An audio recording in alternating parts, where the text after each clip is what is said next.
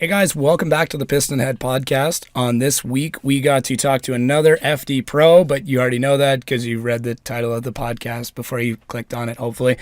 We've got Cameron Moore on. He is known as the Butcher. We do talk about butchery right off the bat, so don't worry, we get into drifting at some point, but we talk about meat for probably a slightly inappropriate amount of time. But yeah, it was an awesome podcast. It was nice to chat with him about kind of what it's like to come up in the FD program.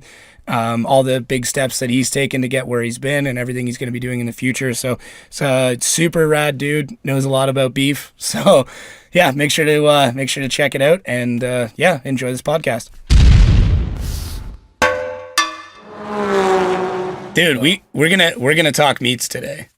We're gonna talk meat. That's fine with me. Yeah, no drifting whatsoever. All we're gonna talk about is meat. Red meat, pork, chicken. Well, thinking. I originally went to culinary school, so I'm sure you and I can talk some primal cuts. We'll get along halfway decent. Yeah. As long as you're of the opinion that the hanger steak is the least used steak that is by far the best, then we're good. Yes and no. Yeah. What do you like? Skirt, flank? Hey, you know what? It all depends on my side. I'm open to everything, but there's so many different things you can do with a hanger. Yeah, it's just, nobody, it's the butcher's cut, right? Like, no, there's very few restaurants that are like, yeah, can you give me like an entire box of hanger steaks? You're like, can you give me 3 months and then I will? Yeah. So cool, man. No, this is wicked. I'm glad that you're finishing up work. That's like your whole persona in the community. I know. When I was trying to get the Skype thing set up, I was like running back and forth. And I was like, I don't know what I'm doing. I'm asking all the kids here at work, and they're like, well, it's not that hard. Oh, that's good, man. That's good. So how was work? It's just another day pimping the meat out, so you're good. Yeah. What'd you get into today? Like, what was on, you guys kind of run the spectrum there? We did a bunch of Wagyu stuff today. I don't know if my meat market, it's kind of high end. Okay. We cover a lot of things, and we actually do a lot of cutting for the local restaurants in town.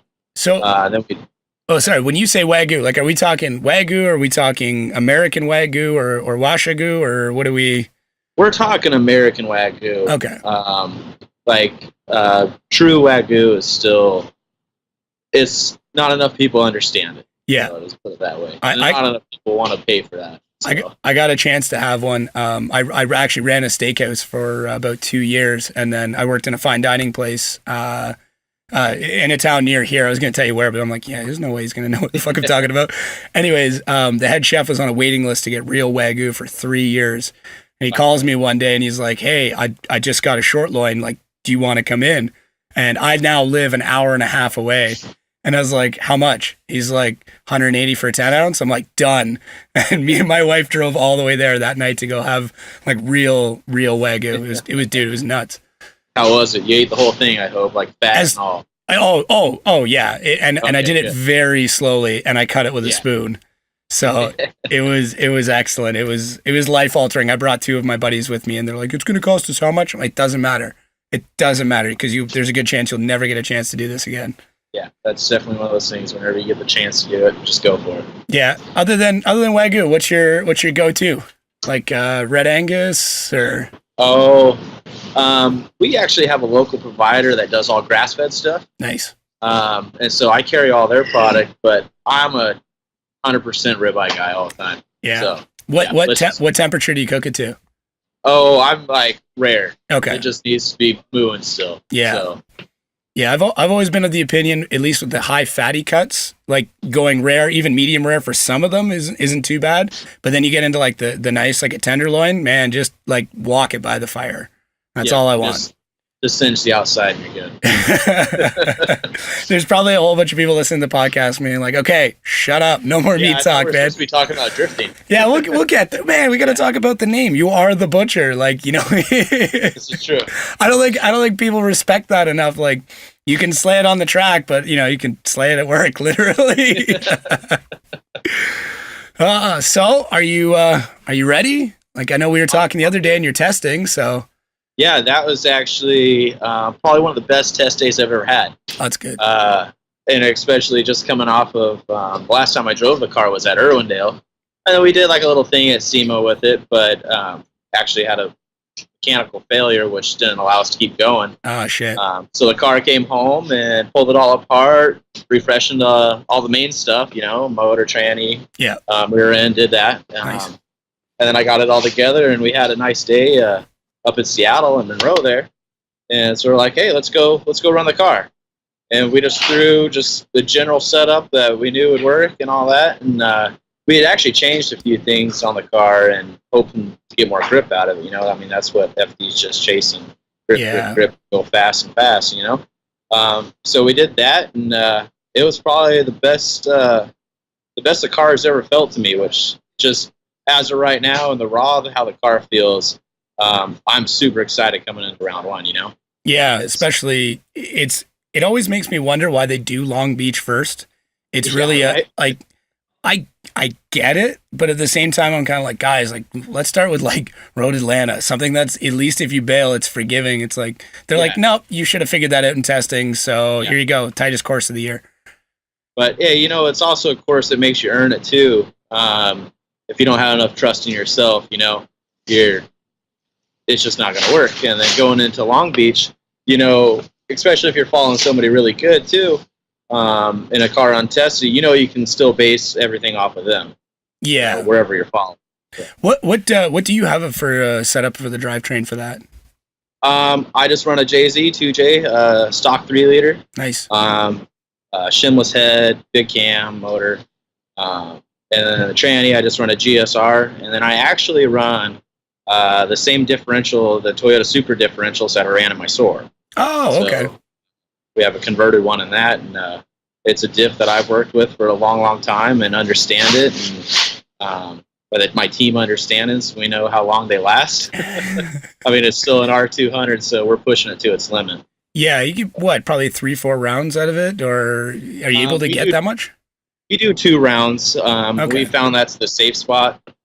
We have gone 3 and 4 rounds on them, but that's just one of those things. It's a precaution you just take, and you take it and then just junk it after 2 rounds, basically. Well, I'm sure you could get, there's probably guys that are willing to at least pick them up for a half decent price. And look, this is what I've done to it. It's not like I can hide. It's not like I can hide what I've done to it. It's pretty televised. So, but and then most of the time, what I do is I just go pick up another one, and I just steal the ring and pinion out, and I put my 2-ways in them, and then we're good to go. Oh, okay. So you're still running a 2-way diff, but you're not like, I guess a lot of guys don't weld them up. If you're looking for grip, you kind of need a little bit of slip in it.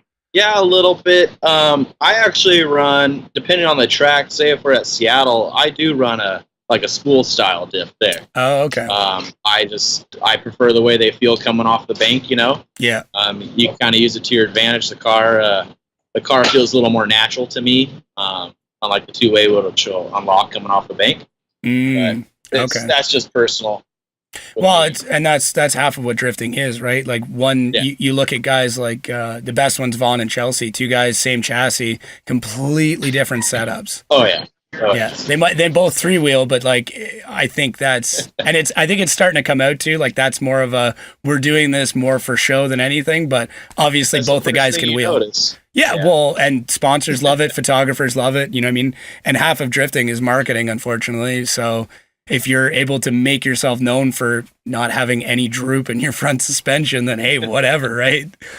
Exactly. So yeah, that's. Yeah, I'm kind of lucky too, as I get to bounce things off of Chelsea with suspension because he lives like 15 minutes down the road from me now. Oh shit! No way.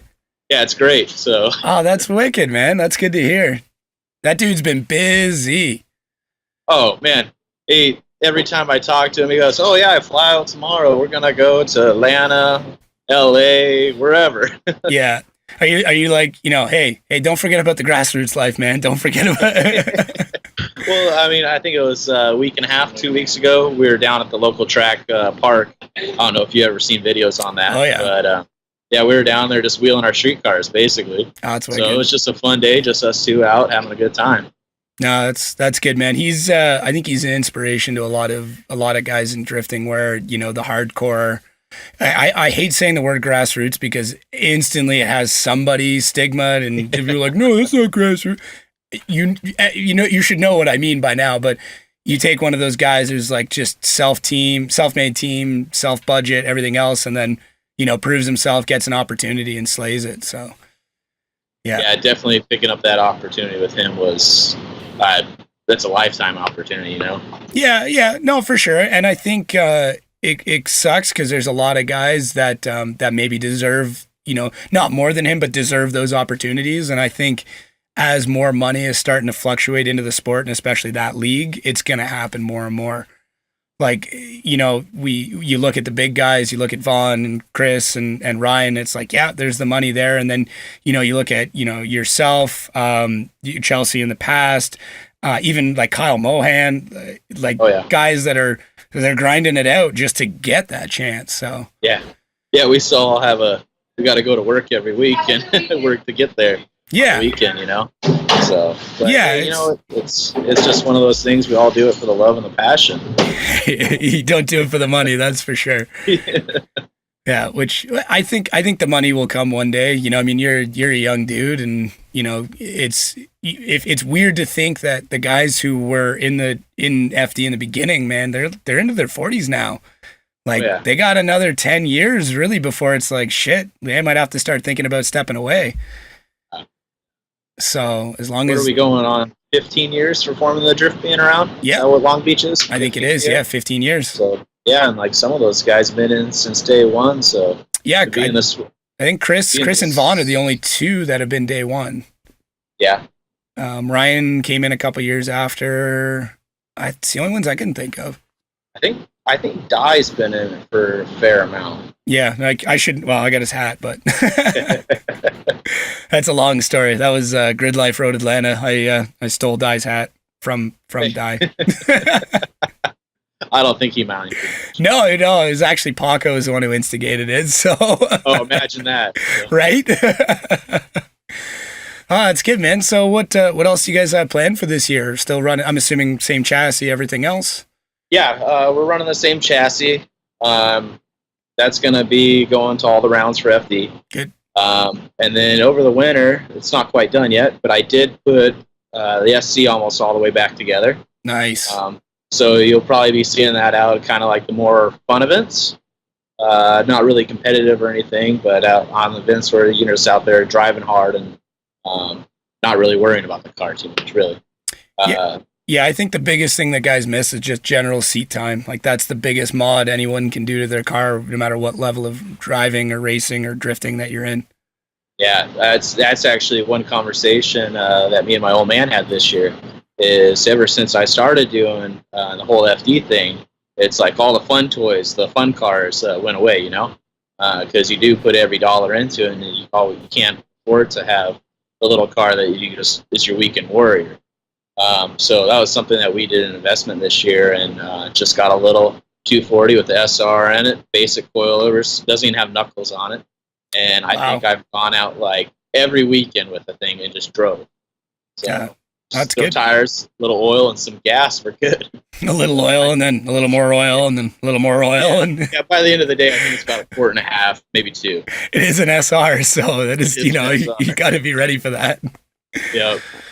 No, I think that was, to me, this year, I felt like it's a really big advantage, especially living up in the Northwest where it rains all winter. Yeah, dude. So, yeah, just even getting out to drive is just feels good.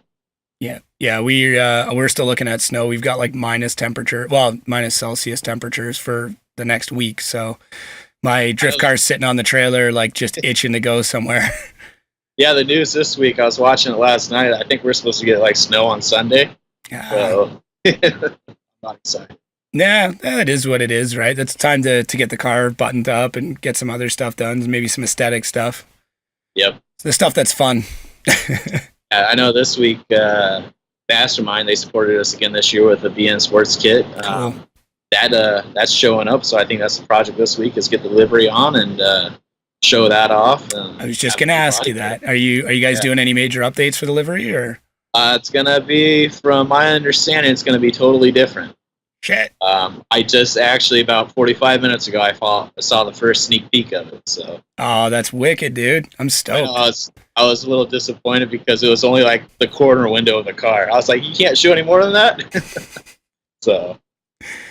Yeah, it's that's an exciting time when you get into like I said, into the fun stuff as opposed to the oh, how much is this going to cost? Oh, how much is this going to cost? It's like, yeah, this part's fun.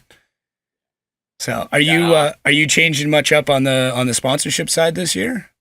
No, everybody's coming back this year. Cool. We do have a few local companies. Well, I shouldn't say local, but closer to home companies that will be supporting us as well. So nothing major change, but still basically the same exact as everything as last year.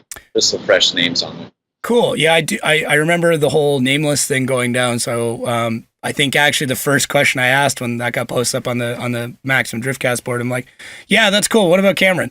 Like, yeah, no, I definitely was kind of the driver, sitting a little stagnant on that to begin with. But John and Jason, the owners of Nameless, they're good friends and all that. And actually, they're a local company to where I live. Oh, I didn't know that. So, yeah, they're based out of Woodland, Washington. And I live in Battleground, Washington, which is only like 2 exits up the freeway. Oh, shit. Okay. So, yeah, so I'm there all the time. We're always talking, and they're great support, and they have a good idea what they're doing. They obviously have more experience than what I have, so it's a good spot to go and talk to those guys, and they help out. They just do everything they can to support us as well. Yeah, no, that's good. I know, when they signed on with Ryan and then brought Chris on, I was like, man, that's a huge amount of money to invest, like, especially from a company that's not, like, they're big, but they're not, like, Monster Energy big. They're not, Red Bull, GoPro, O'Reilly's, whatever. They're not that big. So, yeah. Not saying I was sitting there waiting for it to drop. I was kind of like, you got 3 guys, 2 of which are running insane setups that they're changing out engines every other race, if not every race. They ran into all those issues with Chris and that engine, like, and them taking on a platform that they're not familiar with and doing stuff that no one's done. I was like, shit, these guys are adventurous. So yeah, that's a big thing, especially just uncharted territory. Yeah, VQs are not forgiving either. I've only had one experience with a VQ, and it was bad. So, I've just stayed away ever since. So you know what? It's the local drifting that I go to. There's a couple guys that run like straight pipe VQs, and I'm like, it's a love or hate. You either absolutely love the sound of a straight pipe VQ, or it's the worst thing you've ever heard. And unfortunately, I'm on the bad side of that. I can't stand it. I'm right there with you. I do have a thing for quiet cars. I like loud cars. I just don't like the way a VQ sounds at like 7,500 with a 3-inch straight dump pipe off of it. And I'm like, I'm okay. I don't know what it sounds like in the car, but trackside, it's quite echoey. I would imagine it sounds pretty close to the same. Yeah.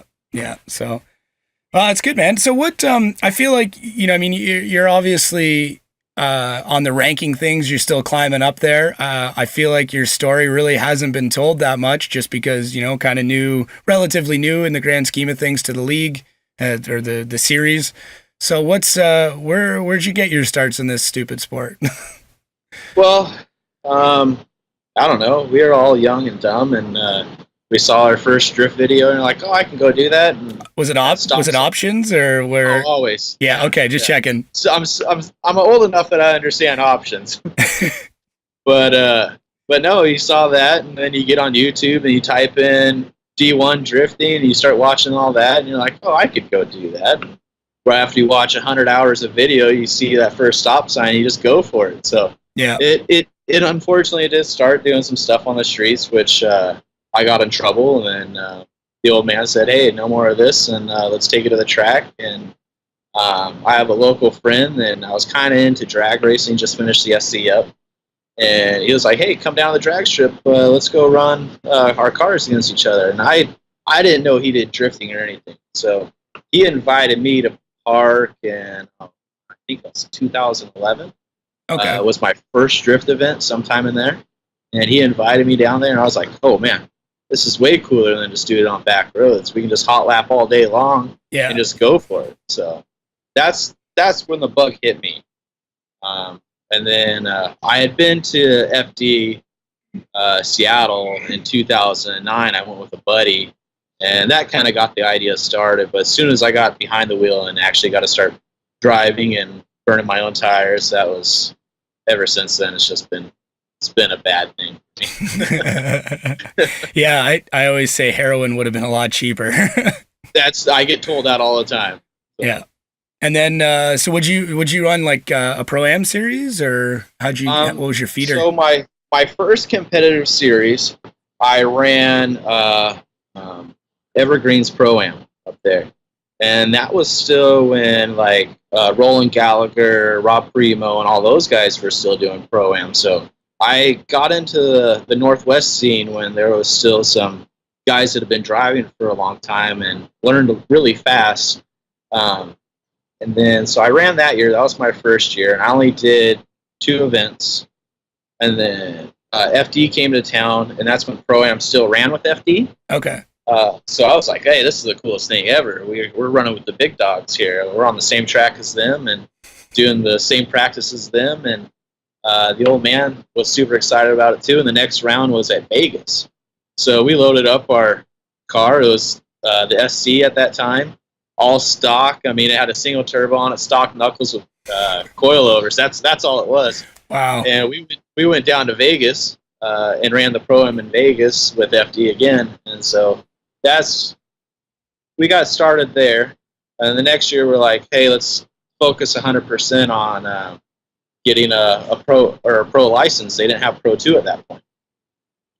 And so we came back next year to Evergreen. We ran. We got halfway through the season, and I ended up breaking my leg. And so we're like, okay, my cast was on my left leg, and I was like, hey, I can still push the clutch in and out with the cast on. And so we go up there, and we ran all the way through practice. And qualifying came around, and I just got overzealous and stuffed it into the 5/8 wall. I don't know if you've ever seen people crash up there, but yep. Typically when you crash up there, if you hit the back of the car first, the front of the car is gone. Snaps around. So, yep. So that happened. Jumped out of the car with a cast on my leg, and apparently you're not supposed to drive race cars with a cast on your leg. Oh, they didn't know. They didn't know. We hit it all weekend. So got in a little trouble for that one. And then we fell down in points after that. And so that year I didn't get a pro license. And so the following year, my 3rd year into it, we decided we were going to run Evergreen, Vegas, and Golden Gate Drift. Okay. And then I finished 1st place in Evergreen, and 1st place in Golden Gate, and then I think I finished 3rd in Vegas Drift. And that was the same year that they introduced Pro 2. So honestly, I was a little discouraged at first that we didn't get to go just straight to Pro. Mm-hmm. But it was kind of a blessing in disguise because there was no way I'd ever been ready. Yeah. So we just came home, re-engineered the car the best we could. That's when WiseFab came out for the SOAR. We threw that on there, like, hey, cool, we can do anything now. And then we ran and we did our first Pro 2 event in Florida. And that was probably the worst event I've ever had. I think I made like 1 lap on the track, and the car blew the power steering rack, and not understanding that we have to have this many parts to support the program. It was kind of one and done for us. Oh, okay. Yeah, unfortunately. And then, so we came home, all the way home, and got the car all ready to go again, and ended up finishing my Pro 2 season as 5th in points. So then we got our Pro 1 license at that point, then campaigned the SC for 1 year, and then we built the new car last year. Yep. Yeah, that's kind of a long story all at once, but no, man, it's good. Like I said, we, at least on this podcast, we try and get in as many of the guys that need the exposure and stuff. And you were one of the guys on my list where it's like, man, I know nothing about this dude other than he's a butcher. Yeah. So I appreciate the time to do it. No, it's good, man. It's good. We've you're officially the 3rd pro that's been on. We had Matt Field and Jeff Stoneback before that. So those guys were definitely awesome. And then we've had one other Pro 2 guy, which would be Riley Sexsmith. And then a couple of Pro-Am guys from Midwest, which, well, isn't around anymore, or not Midwest. It was Midwest Drift. What was the one that Nick Swan ran? Is that Midwest? I think it was Midwest, yeah. Yeah, or, MDU, that's it. So we had Dylan Sharp on from that, and then a couple other smaller guys. But yeah, no, it's good, man. It's interesting to see because we're into almost a new generation of guys that have to run a completely different program. Essentially, like what was pro 5-6 years ago is what we're seeing in Pro-Am now. Yeah. But the one benefit that I see from that is there's a lot more companies willing to jump on board than there's ever been. So a lot of the guys that are kind of bitching and chewing like, hey, it's too expensive to run it. It's like, yeah, but your options for parts, your options for funding, all that stuff is way bigger than it was even last year. Oh yeah. So yeah, that was one thing I do kind of remember when I was doing Pro-Am was it was hard just to get commitment out of a company, even if they had like if they did one of the buy-ins where the first 3 guys get X amount on it. Just getting a company to commit to something like that was pretty difficult. So now it seems like all the series have some sort of contingency for the drivers, which is a big help no matter what. Yeah, for sure. That's I think that's the biggest downside with the sport is how expensive it is. But that being said, that's all motorsports in general. Yeah. You know, I mean, I've seen go-karting teams that spend more than some of the FD guys do. Oh, yeah. So it's like, it depends on what you want to do and how far you want to go with it, right? And the people who really want to get there and get to the highest echelon, they will find a way. They will find a way to get that money. I've heard some pretty sketchy stories about the ways people have gotten money to run like a Pro 2 event or a Pro event. So yeah. So what? Just kind of leave those details to the side. Yeah, that's something that gets talked about after the podcast. But so what? Has that been kind of your biggest struggle as well? Is just getting the funding and stuff, or? Yeah, honestly, I think that is the biggest struggle in any form of racing. It does start anyway. It does start out as a hobby with everybody. Then it gets in your blood. It's just something you have to do, and then you do anything you can to go do it. But yeah. The financing is always one of the biggest struggles. What would you say as a good tip to somebody who's maybe trying to make the jump from Pro-Am to Pro 2 or even just from a grassroots guy to getting into Pro-Am, just on the sponsorship side? You don't have to give out any, secrets, but was there something that you found that worked for you being at that level? I don't know. One thing that I've always kind of kept in mind, I got told to at one point, is even if the company says no at first, that's the worst answer you're going to get. Yeah. So if you ask again and then they still continue to say no, well, it's not going to hurt to keep asking. Mm-hmm. That's one thing I've always thought is if you're willing to take the time and keep up the effort and keep working at getting something, you're eventually going to get it. So yeah, just I guess don't be discouraged if you get told no the first time. Yeah, that really is the worst thing that anybody's going to say to you, other than maybe fuck off. But even still, like that's just the mean way of saying it. Yeah, no's the nice way. So. Yeah, but, yeah. I think anybody trying to come up into the sport is dedication and just go for it. Yeah, yeah. Just being told no is the worst thing that's going to happen. Mm-hmm. So with the social media side of things getting bigger and bigger, are you going to be jumping on the whole vlog train soon? Yeah.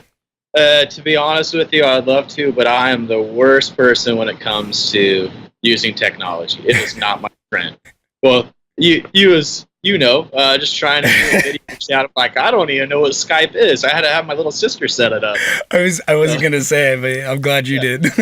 Yeah, no, it was like, because he was like, when we were talking last night, I was like, my computer doesn't even have a camera on it, so I'm actually using my sister's. And I was like, will you help me log into the Skype thing? And I thought I got all the way there, and I didn't see your message come through. So one of my employees, I was like, hey, find this message real quick so I can talk to him. So, yeah, me and technology don't work together. Well, I'm sure there's somebody around there, maybe there's a shout out to anybody listening. If you're in Battlefield, Washington, or in that area, and you're a keen video dude, and you're looking for some content, I think I know a guy who's looking for it.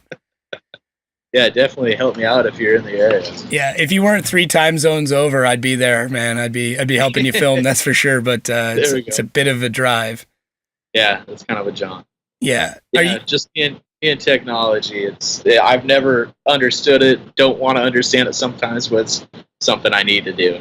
Yeah. Well, I think it'll come with time. Stuff like this helps for sure. You know, I mean, that's part of it. And then it's almost become a prerequisite. Like we're seeing guys like Odie. Odie's got a new build series. Admittedly, I haven't had a chance yet to really dig into it.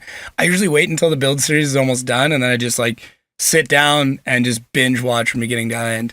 Yeah. But, you know, Chelsea's putting out a video a day, basically. I don't know how he does it, but he does it. I have no clue. Vaughn, I think, is permanently attached to his phone. If you follow his Instagram stories. Yeah. So, and I know Ryan and Chris and those guys have just been all kinds of videos. Well, they kind of started it. Well, not they started it. I would say they set the standard. Even back when they were doing with like Network A, when they were doing like the drift games, you know, Turked in its early seasons, when it's like him grinding a TV in his living room on a skateboard, like they really took the skater and like motocross mentality and then brought it into drifting. It's actually kind of funny seeing them all trim and proper now. You know, I say that in quotes because I've had the pleasure of partying with them behind the scenes, and they're still good old boys. They're still skaters at heart. You know what I mean? They're like grown up delinquents with jobs now. So I don't think you ever really get that out of your system. No, yeah. Once you're a big kid, you just continue to be a big kid. Yeah, yeah, and especially when your job is to, you know, and to steal Vaughn's saying, to be a professional fun haver, right? Yeah, you're an entertainer no matter what. Yeah, is that going to be your goal at some point? Like, is that what you want to do, or do you want to kind of keep cutting meat and driving cars? Oh, that's definitely the goal in the long run. I just got to stick to it and keep buckling down and getting better and better at it, you know? Yeah. And that's actually something that we started this year, is focusing more on the social media, getting something posting every day, weekly, whatever I need to do is something that we have started working on a lot lately. Yeah, there's a lot of good apps for that. I use like Schedugram, which you can batch upload a whole bunch of photos, and you can set times for them. You can do whatever. The nice thing is you can upload a bunch. You can set a schedule ahead of time and say, okay, you know, Mondays at like 7 p.m. and 5 p.m. I want to post, and then you just upload them and they automatically put them into time slots for you. So I think stuff like that. I do like 80% of our social media on Sundays. Like I'll be done here. I'll sit down, I'll sit on the couch, crack a beer, and just like, okay, all of our posts this week, and do it and spend like an hour, and then I'm done. There you go. So something I'll have to look into. Yeah, I can send you some links and stuff like that afterwards. But yeah, I think that's because this will be what, third year in pro. Third year in pro, yeah. Yeah, so you're, you know, I mean, you're out of the rookie, you're sophomore now, and it's what was kind of like your biggest eye opener when you got to pro? Oh man, showing up at Long Beach for the first time. Yeah, that was my first lap. I don't think I'll ever forget it. I was so nervous because when you're at Long Beach, you literally run through like it feels like a tunnel. Mm-hmm. And then like first lap, I didn't want to be the guy that just went out there and just butchered it. The first lap. It's just first in the wall. Yeah, I didn't want to be that guy, so I kind of took it easy my first lap. And my crew guys, and they're all like, "What are you doing?" It's like, I didn't even know where I was going on the track. I've watched it 100 times, but it's a different feeling sitting down there versus sitting at your computer watching. Yeah. Yeah. So that was probably the biggest eye opener I've ever had. Is these tracks they're not what they look like sometimes. They're a monster in themselves. Yeah. I apologize to all the regular listeners because I've told this story a bunch of times, but the first time I ever drifted on a track was Road Atlanta with our diesel Miata. And like same thing. It was, I got there, I'm sitting at the top of the hill because like that, you know, I mean, you know that feeling. Yeah. You're looking down going, oh, that's like 6 stories to the bottom. And I'm like, what the fuck am I doing? Why am I here? Like, yeah.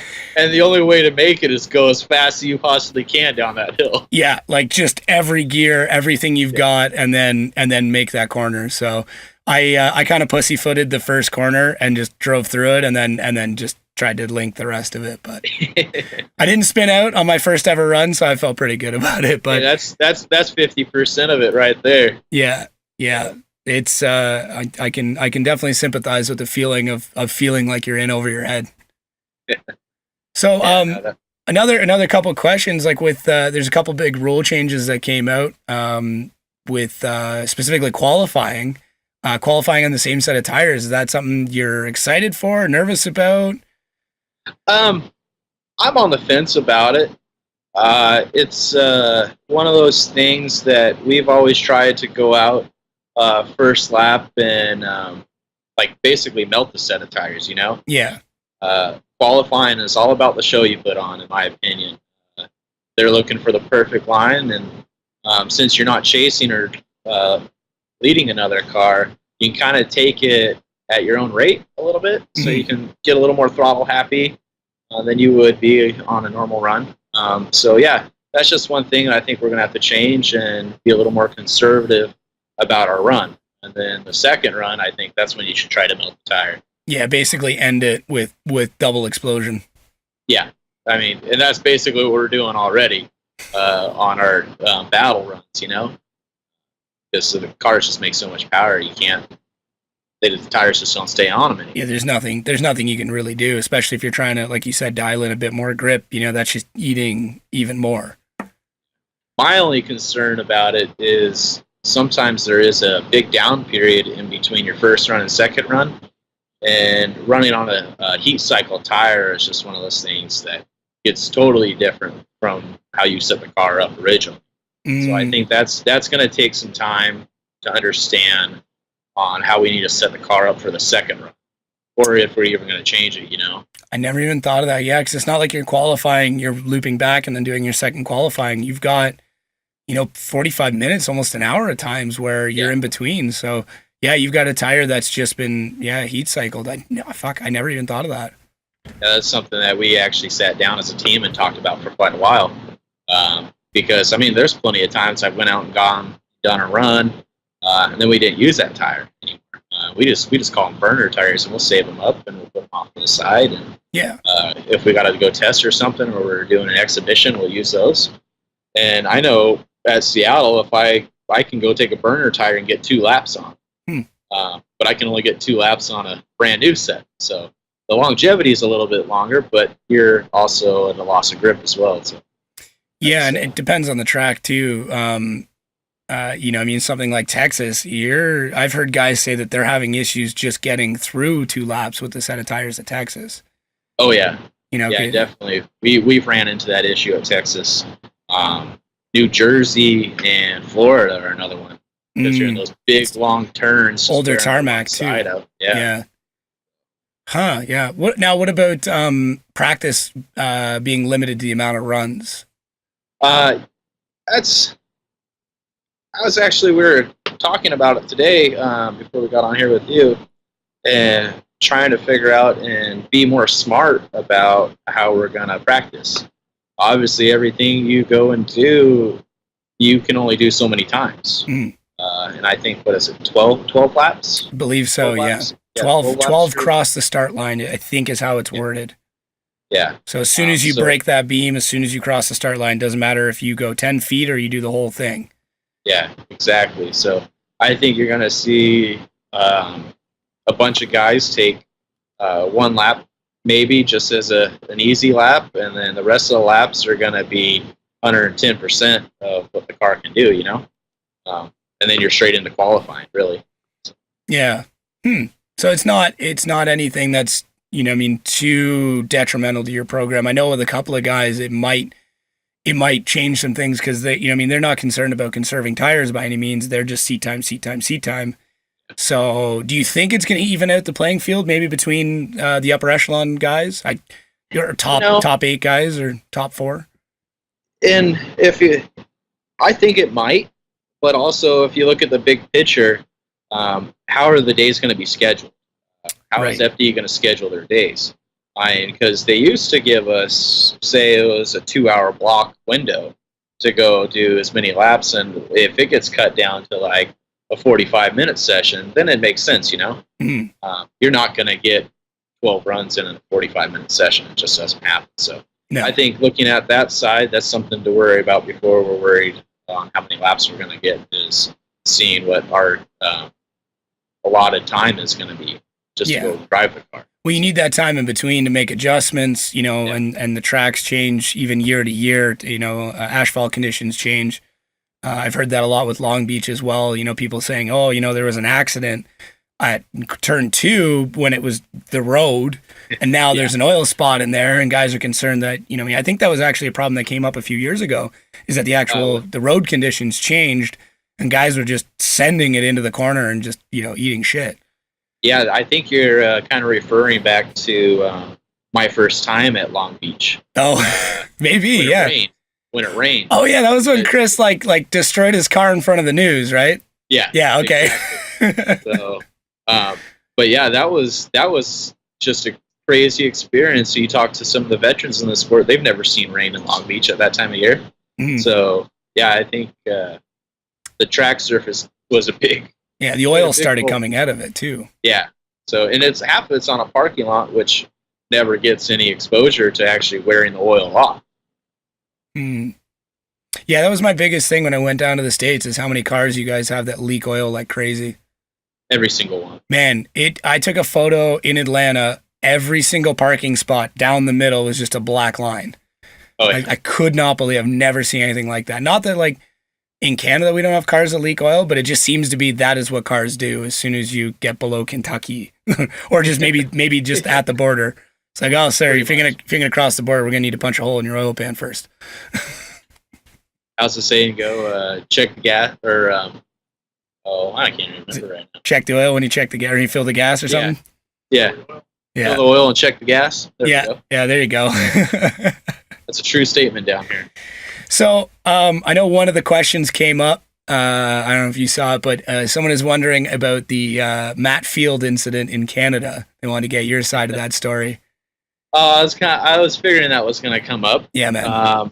This is your first controversy in the league. You gotta. Were you like thinking about it ahead of time? You're like, how am I gonna frame this one? No, that was definitely not a thought. No. I guess the easiest way to explain it is Matt Fields was he's going for that top 10, and then just the fight for driving is huge. So if you just look at that side of things, he's fighting for a top 10, and I'm fighting for a Rookie of the Year for Pro 1. Mm-hmm.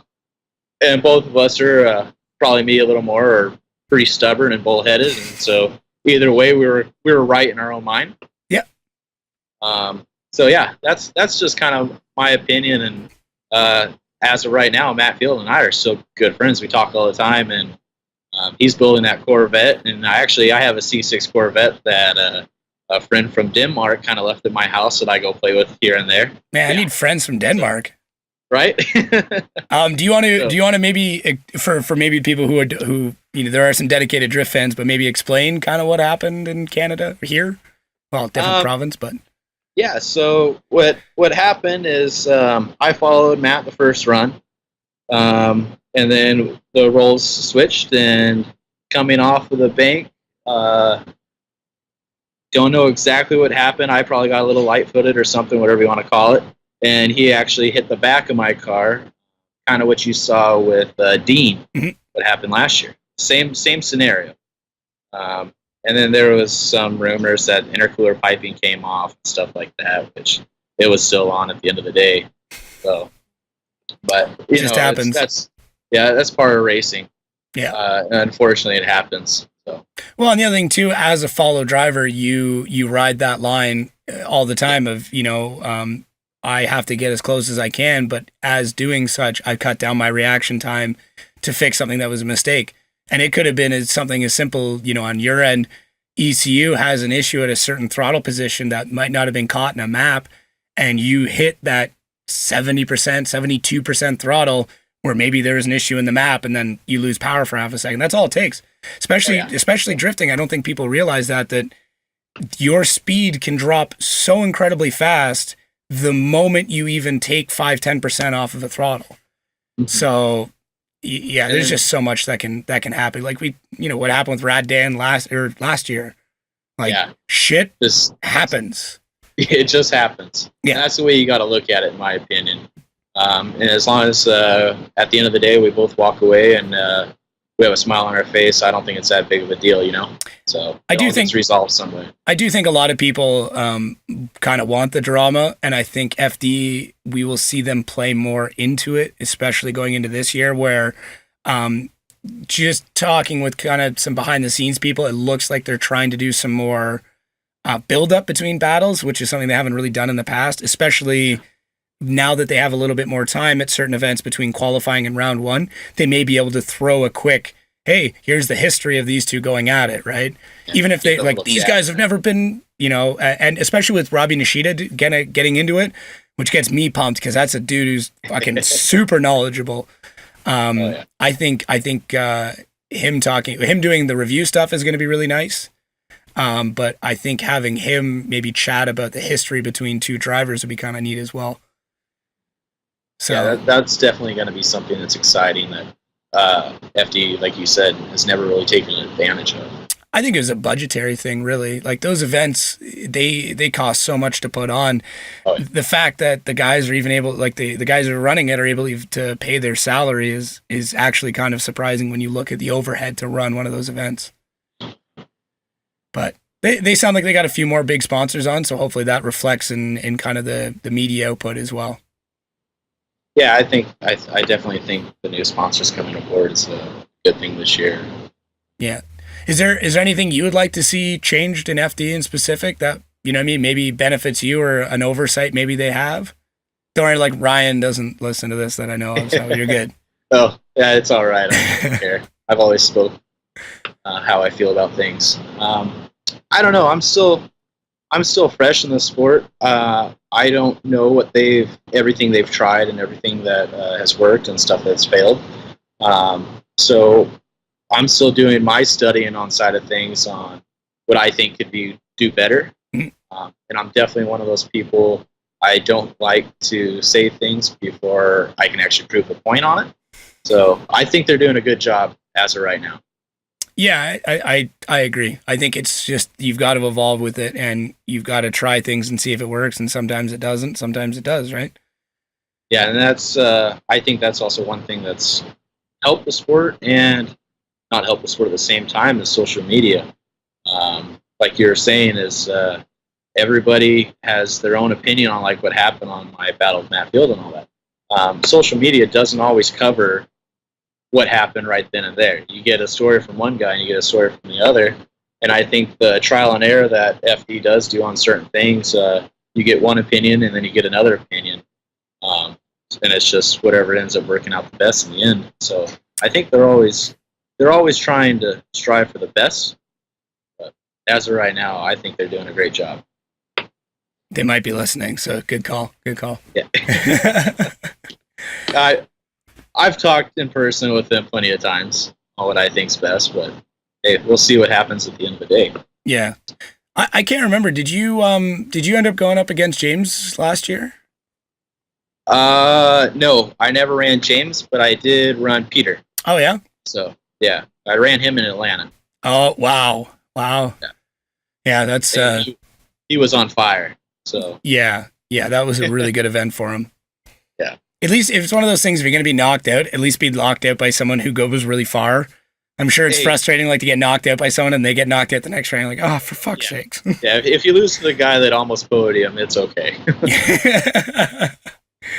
So with like guys like Jonathan Castro showing up really, really big, last year especially, do you kind of look at that and you're like, you know what? I think it doesn't matter what your driver amount of time in the division, in the series is. It's like guys can have those standout battles. Is that something that when you looked at that and you're like, shit, I can do that? Oh yeah, I definitely think all 32 of us on the grid are capable of doing stuff like that. It just got to click that day, that weekend. Honestly, that whole weekend has to just click. Yeah, and I do think all 32 of us on grid are capable of putting down crazy runs like that, and just it's gonna happen. Yeah, so it'll happen someday. Well, I think it helps too with the guy like James, who is so almost robotic in the way he drives. that I mean, especially if you've got a good spotter and you took good notes and the guys at Papadakis are probably have binders on every single guy in the league. So, I mean, that's nice too. A good chase means that you have to have a good lead. That's for sure. Yeah. Yeah. And definitely following somebody that, is not going to have any BS on track and just go for it 100% is an easier person to follow. Yeah. I mean, you don't have to name names, but have you noticed the drift games? Have you seen that come up yet? You see it. You hear about it. You hear about it.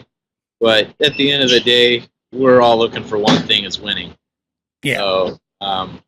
So, some people use it a little more than others, but it's going to happen. So. Yeah.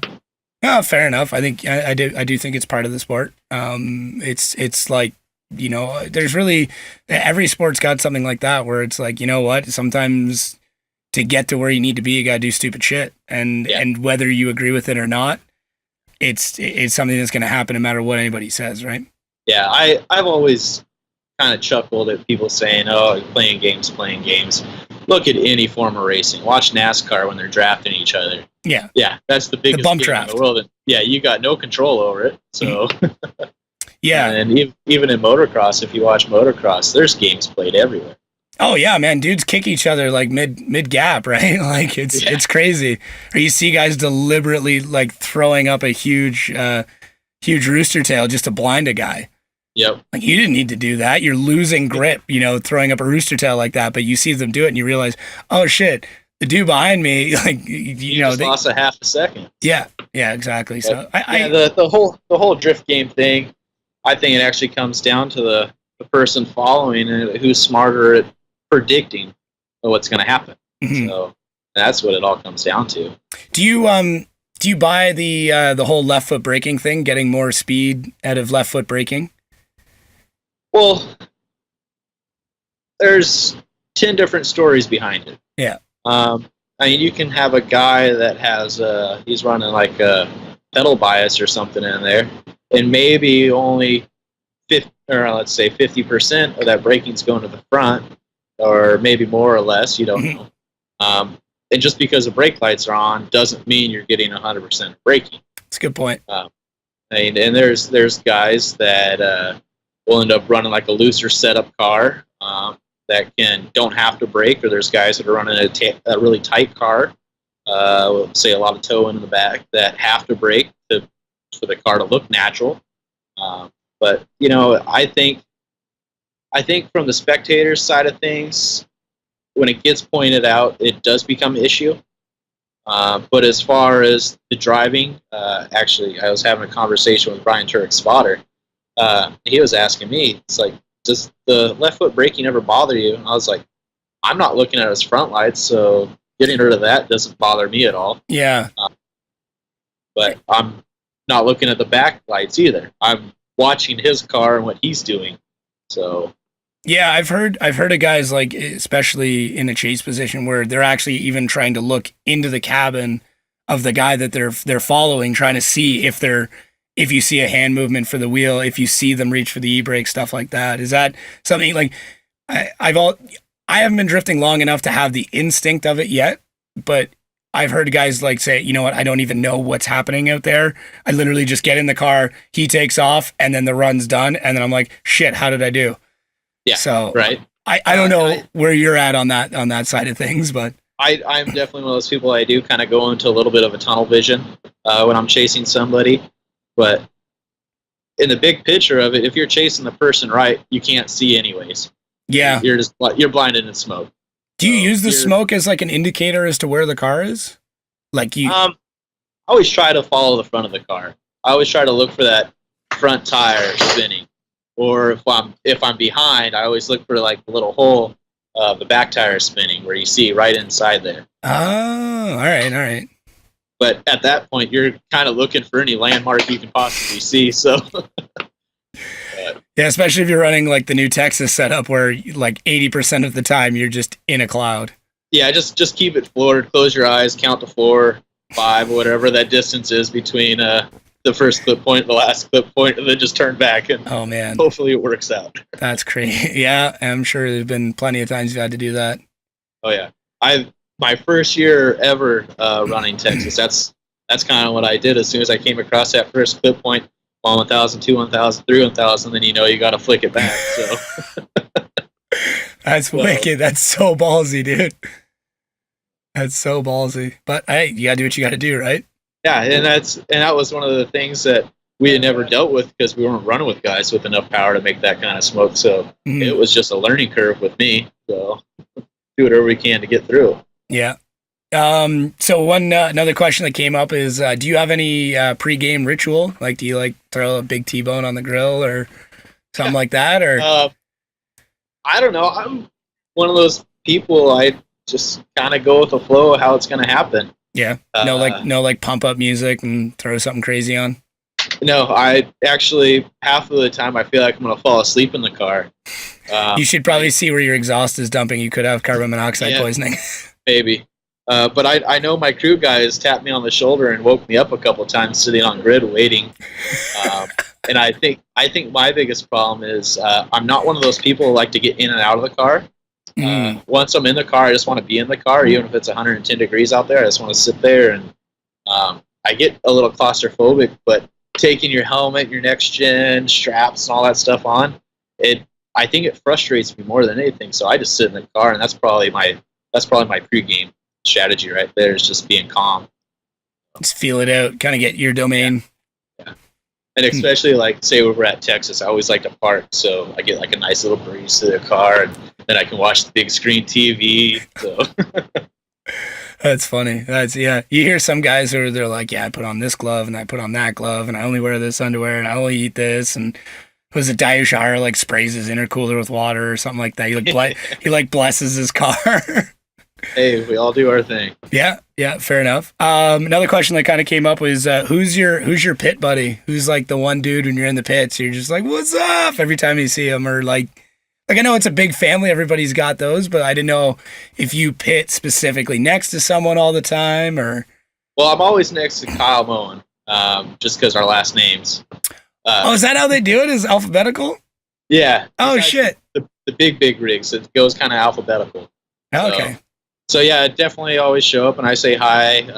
I'm one of those people, before I even start loading the trailer, I do see who's around, and then I do go talk to everybody and say hi. That's good. But I don't think I actually just have one person that I'm just like pumped about to go hang out with. You're just happy to be there. Yeah, I'm just happy to be there. I'm like a little kid. So I'd love to get Kyle on. I want to talk rotary with him so bad. Oh, he'll talk your ear off on that. Oh, I know. I'll probably just like get up and go do something and come back and be like, we're still talking about apex seals. Okay, I'll be back in a minute. Yeah. That's another dude who, like, I don't think just because he's had so many issues and there's been problems and stuff like that, just hasn't gotten the attention he deserves, because he's driving an absolutely stupid car. Like, it's too short a wheelbase, not enough torque. It's got a rotary. It's like, that's a dude who's out there. He's like, I don't give a fuck what you think of my setup. I'm going to run it. I don't care. Yeah. Yeah, his crew guys are pretty funny. I bet. Since we're always parked next to each other, we're always they're a good laugh. Especially Kyle's grandpa. He's the funniest one out of all of them. Oh, really? Oh yeah, his grandpa. He's a crack up. That's funny. I didn't know that. Yeah, there's a lot of dads out there. JTP's dad, I guess, is out there. He's like the track dad or something like that. Yep, definitely is. Yeah. He's the track dad for sure. He was actually my first year going to New Jersey. I didn't know who he was, and he came up to me and he talked to me for probably 15, 20 minutes. And he was just excited that we were there. So that's good. I got mad respect for him. Yeah, I've never met him. I've met Justin a couple of times, and he's a pretty cool guy. He seems a little crusty on the outside, but I think he's a big old sweetheart inside. Oh, we all are. Yeah, so. Yeah. I think it depends on the terms in which you meet those guys too, right? Like you can't take what they're like in competition as what they're like all the time. That's for sure. Yeah, talk to him after Saturday. Yeah. I talked to him at Grid Life and with a beer in my hand, and it was pretty good. Yeah. So Yeah, that's the best way. Yeah. Are you planning on doing any of those events, or kind of doing the?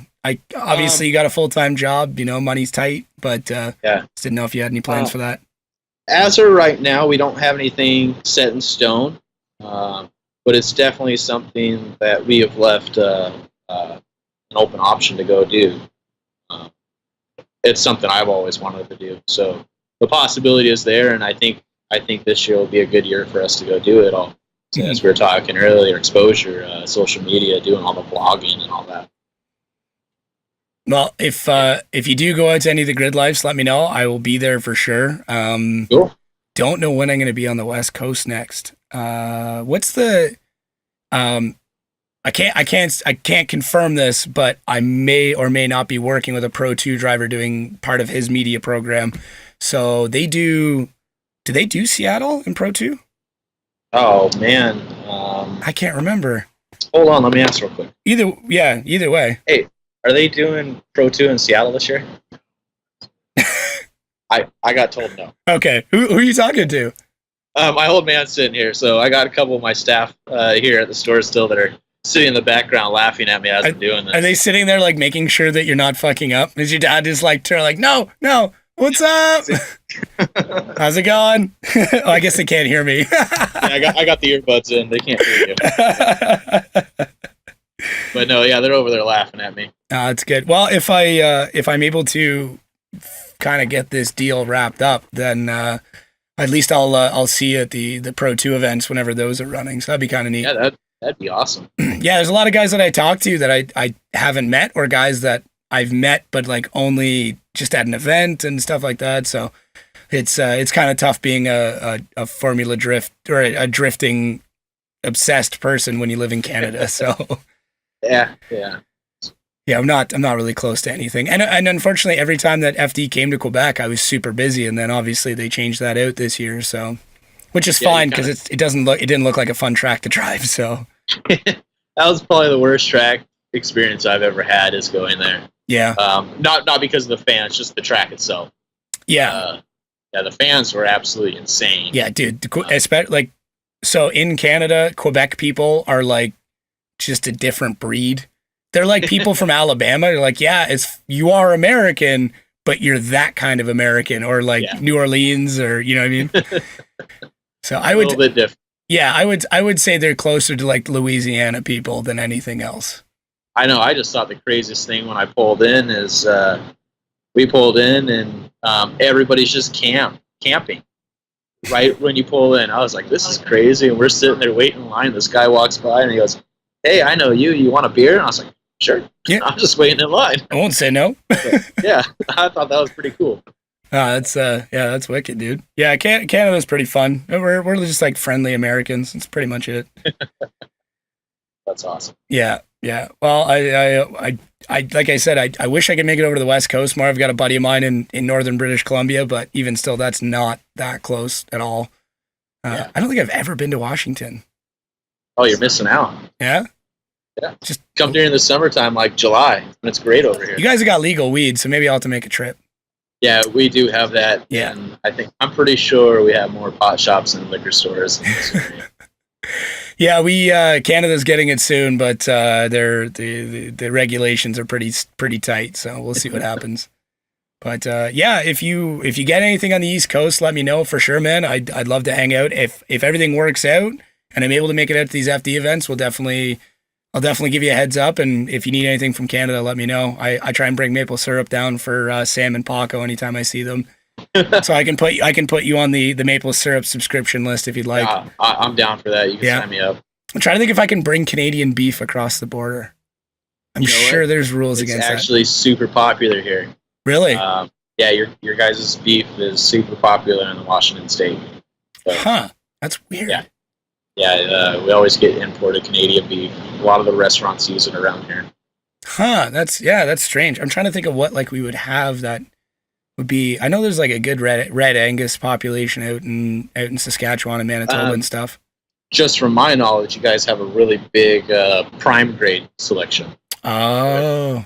All the prime stuff. Yeah. I know grass fed is pretty big up here. You know, I mean, guys don't like to finish with corn nearly as much as I think they do in the States.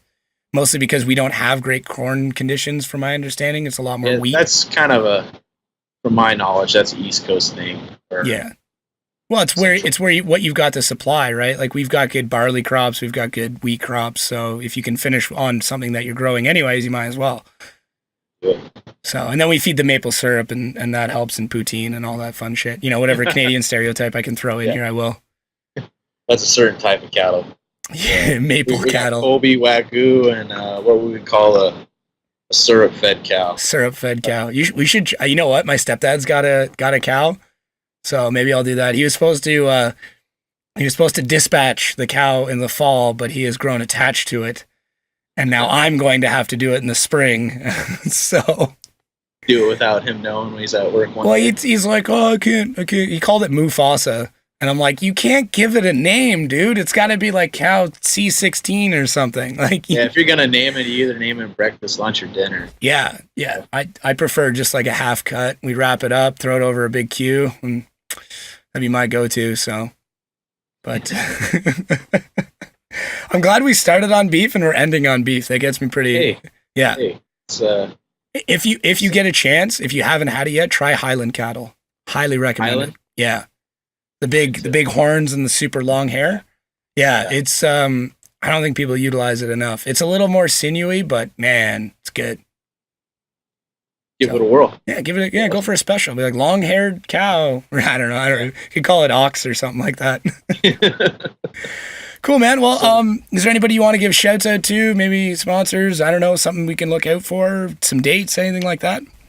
Oh man, just thanks for everybody on board again this year. Coming into this year with a car that we learned a lot about last year, I think everything is going to be looking up, and super pumped about it.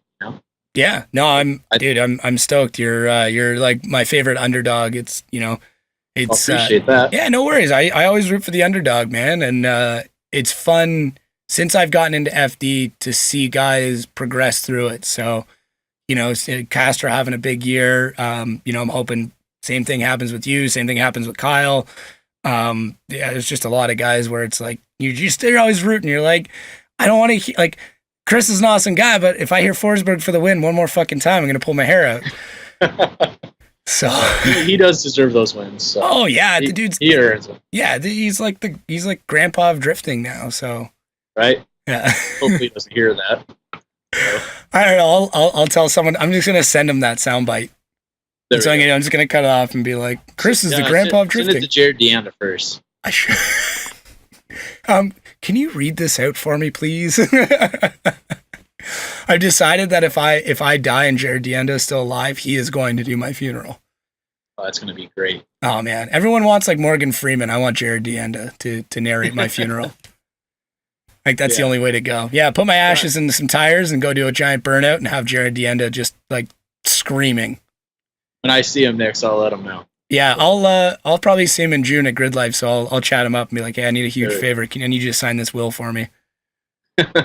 So, yeah, man, thanks for coming on. I really appreciate it. Yeah, no, I appreciate it just as much. Yeah, no worries. If you want to do this again, like, mid-season, maybe we'll do an update, see how things are going. And we'll catch up again and all that shit. So yeah, let's plan on it. Yeah, and then if you're ever in Canada, it's huge. So you got to be like Ontario area, Michigan area. Let me know. we'll get something set up. If not, hopefully I see you down. I guess Atlanta would be the first Pro 2 event. So I think that's what's up. I think that's in May, isn't it? Yeah, shit. Yeah, it's you guys coming got up. Some time. A little bit. You got a couple of weeks, dude. So, yeah, 2 weeks or something like that. Not sweating at all, huh? Nah, the car runs. That's all you need. You pull up to the start line, you get that point. Yep, exactly. Cool. Thanks, dude. We'll definitely talk to you again soon. Cool. Appreciate it again. All right. Have a good night. Hey guys, thanks again for listening to the Pistonhead Podcast. We really appreciate all of your support. If you want to support the podcast even more, make sure to check down in the description for our Patreon account. All it takes is $1 a month, $12 a year. You guys can get extra podcast content, get early access to videos and all that fun stuff. And as always, we have new episodes out on the YouTube channel every Monday and Friday, and podcasts out every Wednesday. If my suffering editor is all right with it, we might jump things up to 2 podcasts a week. He's shooting me a look. We'll see how that goes, guys. But thanks again for listening to the Pistonhead Podcast. We'll catch you next time.